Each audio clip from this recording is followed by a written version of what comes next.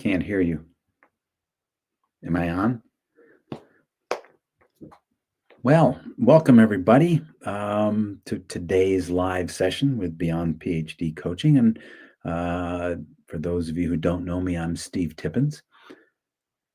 I today wanted to talk about questions that we get about Chapter 1 of a dissertation.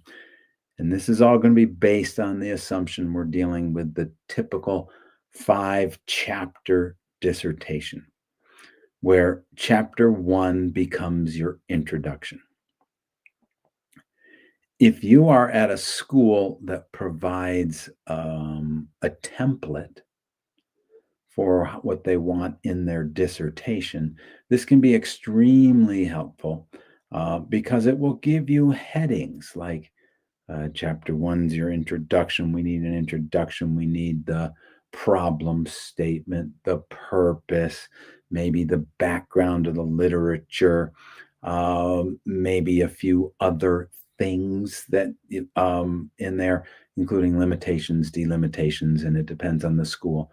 But having that outline can really eliminate a lot of uncertainty about where to start, and it's something you want to pay close attention to. If you don't have the outline, because the outline does provide, like, here's the required steps you need to do. If you don't have an outline or a template or a rubric, some schools may call it, then we've got to come up with another idea, another way, formatting. One of the easiest ways to come up with at least an example of a format or a formatting is to go to your library, online, physically, however you get to your library, and ask your librarian for a copy of the most recent dissertation that your chair has accepted. And what this will do is will let you see not only a completed dissertation, but it'll let you see what types of things your chair has approved to be in Chapter 1 as well as the rest of the dissertation. And this can give you some comfort, some certainty about moving forward with your document. Now, whether your school has a prospectus or not, Chapter 1 is the beginning. It is, like I said, the introduction, and it pretty much lays out chapters 1 through 3. 2 and 3 are bigger expansions of it, but within Chapter 1, you're going to have normally something like background of the study, which will be a short, maybe 4 pages, literature review. It's also going to be a brief methodology. This will be a quantitative study, or this will be a qualitative study, and a very brief explanation that you go further into in chapters 2 and 3. So that introduction is basically, you want to think of it like that, the old, how do you do a speech? Tell them what you're going to tell them, and then tell them what you told them. Well, think of it as the tell them what you're going to tell them section. It's here's what's coming. I'll develop more later, but here's what's coming. The concept of alignment, where your problem statement, your purpose, your research questions, and your title all go in the same direction. Very important, especially in Chapter 1, because this is where it's presented. This is where people get to determine whether your material's in alignment or not. So you want to have a problem statement that's from the literature.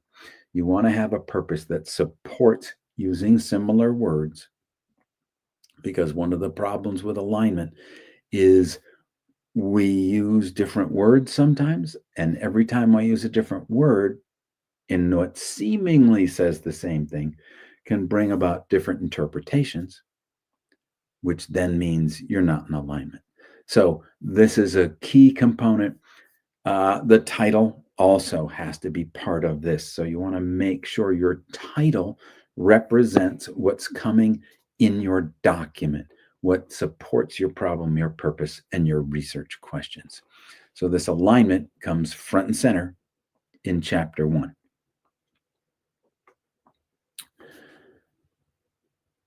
Some people say, look, I got a problem, but I don't know if I'm phrasing it properly.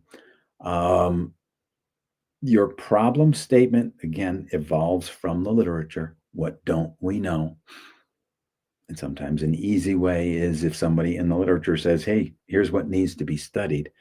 But the problem to be studied is a relatively typical way to talk about your problem. The problem to be studied here is it is not known the interaction between the relationship of the lived experience, and then you state what the literature, the gap, shows. It becomes you simply a one sentence. It's surrounded many times within a paragraph or a couple of paragraphs, but the problem statement itself is pretty straightforward, and it then becomes the basis for the purpose.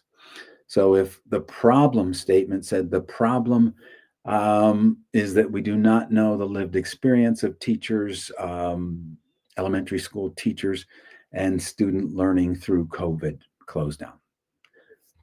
Well, then the purpose could be the purpose of this qualitative phenomenological study is to explore the lived experience of elementary school teachers and student learning during COVID, something like that. So, very similar wording gives me a sound foundation for alignment. You want to have this fairly focused. If it's broad, if it's generic, your problem statement, your purpose, and everything else. If it's broad, we don't really know what you're doing. I've read a number of dissertations where they state the problem and I don't know what's going on. And then in the purpose, they kind of explain what they're doing, but that needs to be supported in the problem as well. So, sometimes we say things that are broad or generic because we don't really know where we're going. So we figure we'll just put it out there broadly and maybe they'll let it slide. Committee's not going to let it slide. You want to be specific. The other or another reason you want to be specific is when it comes to later down the line in the study, am I matching what my problem is? Am I finding information about my problem? If the problem is broad, then the information can be all over the place and hard to do. If the problem is specific and narrow, then I can collect data to get to that problem. If the problem is specific and narrow, I can have research questions, a research or multiple research questions that are specific and I can answer and they can get me to my problem. So it's worth spending some time on your problem statement and setup so that you can later on have a study you can do. One thing I see every once in a while is people who start writing their chapter 1 and they start writing in the past tense.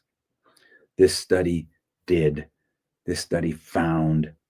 The tradition is you write your chapter 1 and 2 and 3 in the future tense at the proposal stage because technically you have not completed the study. Which means after you complete the study, you have to go back and change this to past tense. And just to let you know, it is a lot easier now with word processing than those people who completed their dissertation 50 years ago or so. They have to retype every page. You just have to go in and change the tense on some verbs. So it is a little easier, but the tradition is write in the future tense until you've finished and then put it in the past tense. Now, I also understand the argument of, well, this is chapters 1, 2, and 3, and no one's going to see it other than the committee until it's finished. So, what does it matter if I write it in the future tense or the past tense? It's just not going to see the light of day for people outside of the committee. And that's true, but we follow the tradition. I've only worked with one client over the last 8 years or so whose school said you can write this in the past tense. Everybody else follows the norm of writing things in the future tense and then going back and changing them. So, chapter 1, it's really worth spending the time to set up your foundation, to set it up properly, to understand what your school's requirements are. Because moving forward from there, it makes everything much easier. So if you've included what's needed, if you've included what's wanted, because a lot of time, or in some cases, your school will have requirements and your committee may want some extra requirements. So this is why we submit them to the chair and committee before approval and see if they want more of a certain area or specific coverage of certain things. And every once in a while, you'll write something out and they say, oh, no, that should go in chapter 2. So you cut and paste. Ultimately, though, you're going to find out what your committee is looking for. You're going to then be able to provide it to them, and providing it to them in a format that they want, answering questions that they want, allows them to approve and you to move forward. Because really, that's our goal, is to have you move forward. It's also a good time in chapter 1, assuming you're starting with chapter 1, to become familiar with style. Many dissertations use APA style. There's other styles out there based on discipline that are used. You want to know which style your committee, your school requires. And I've found over time there are schools that say, well, we follow APA. And then they have modified it slightly for their school. So not just knowing APA is great, but if your school has modified it in some way, you need to know what their modifications are, so that you can move forward. They will accept and pass what you've done. Now, a question that came up for me earlier today.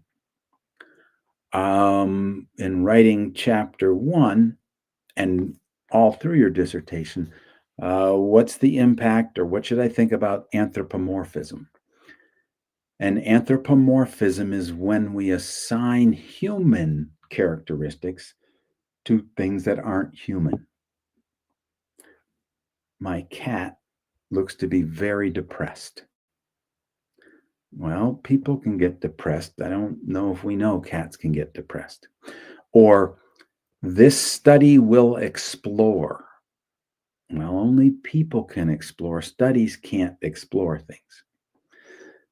Anthropomorphism as an issue in academic writing was a very big issue 10 to 15 years ago. There was a crackdown from a lot of schools about, watch out for anthropomorphism.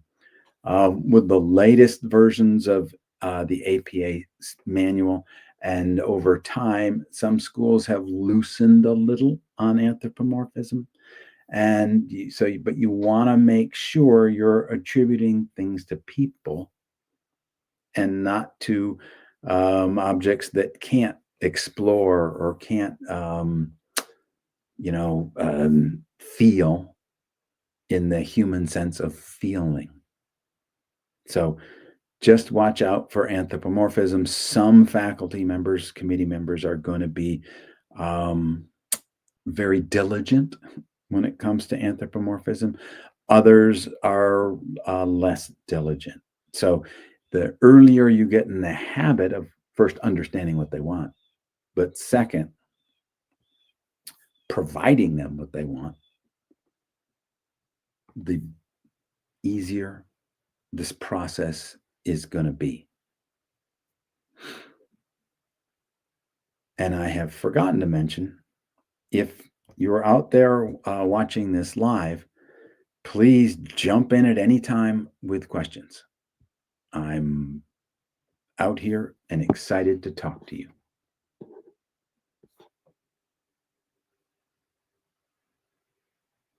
So, in summary, chapter 1 is the introduction, it is the beginning. Some committee chairs want you to write chapter 2 first because it's the exploration of the literature, but the document itself, chapter 1, is the introduction. So you want to be setting this up in the proper formatting. And by formatting, we also include spacing. We also include font, that some schools have limits on fonts, and on the size of the print. One of the errors I see pretty frequently is you indent in APA, you indent the first line of every paragraph, and then people will go along doing that, and then there'll be 3 paragraphs in a row that aren't indented. And this is simple to correct, but it's just a matter of probably cutting and pasting and not paying attention to detail. But it's our introduction. We want to set it up with the problem and the purpose and the research questions that all align with the title, and every other section that your university and committee are looking for in order to approve this and move you forward.